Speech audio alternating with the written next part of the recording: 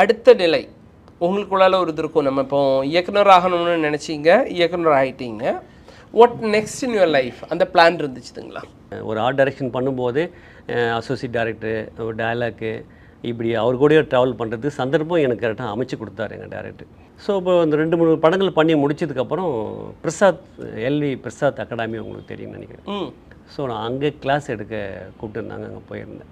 எனக்கு வந்து மல்டிப்புளாக விஷயங்கள் தெரிஞ்சதுனால ஒரு பிள்ளையார் சொல்லி போகிறதுலேருந்து ஒரு ரிலீஸ் வரைக்கும் நமக்கு அனுபவபூர்வமாக கற்றுக்கிட்டு வந்ததுனால நான் எல்லா கிளாஸையும் எடுத்த உடனே ஒரு வருடத்தோட எண்டில் வந்து ஸ்டூடெண்ட்டுக்கிட்டேருந்து அவங்க மார்க் எடுப்பாங்க. ஏன்னா நிறைய டேரக்டர்ஸ் நான் கிளாஸ் எடுத்திருக்கேன். யார் எடுத்த கிளாஸஸ் வந்து உங்களுக்கு ரொம்ப ஃபுல்ஃபில்லாக இருந்தது அப்படின்னு எடுக்கும்போது எனக்கு செகண்ட் மார்க் கொடுத்துருந்தாங்க அவங்க ஸ்டூடெண்ட் சைடில். அவங்க இவங்க சைட்லேருந்து கேட்குறாங்க, ரொம்ப பெரிய பெரிய டேரக்டர்ஸு, பெரிய பெரிய கேமராமேன்ஸ்லாம் இங்கே வந்து கிளாஸ் எடுத்திருக்காங்க, ஏன் ராம்கி சார் செகண்டாக நீங்கள் செலக்ட் பண்ணிங்க அப்படின்னும்போது வரவங்கெல்லாம் ஒரு குறிப்பிட்ட ஜாபோடு நின்னாங்க, அதுக்கு மேலே யாரும் தாண்டலை.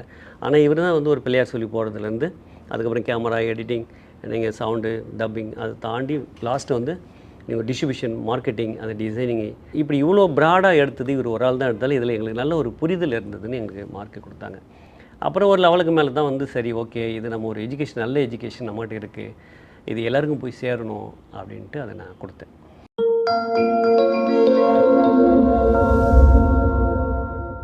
ஸோ இப்போ வந்து ஆர்ட் டைரக்டராக நிறைய மூவியில் ஒர்க் பண்ணியிருக்கிறீங்க, நிறைய சம்பாதிச்சிருக்கிறீங்க, வாழ்க்கையில் ஒரு உயர்ந்த நிலைக்கு போயிருக்கிறீங்க. அங்கேருந்து டிரெக்ஷன்னு சொல்லக்கூடிய உங்களோட ஒரு லட்சியத்தை நீங்கள் அடைஞ்ச அந்த தருணம் எப்படி இருந்துச்சு?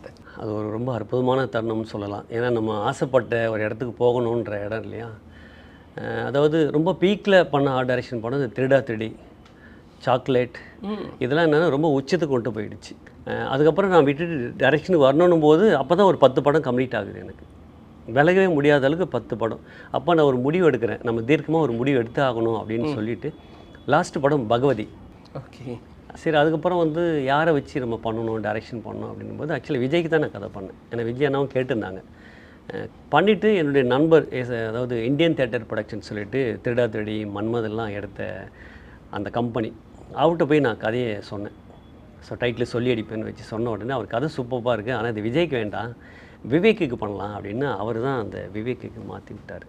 அந்த மூவி சொல்லி அடிப்பேன், அந்த படத்தை பற்றி கொஞ்சம் சொல்லுங்களேன்.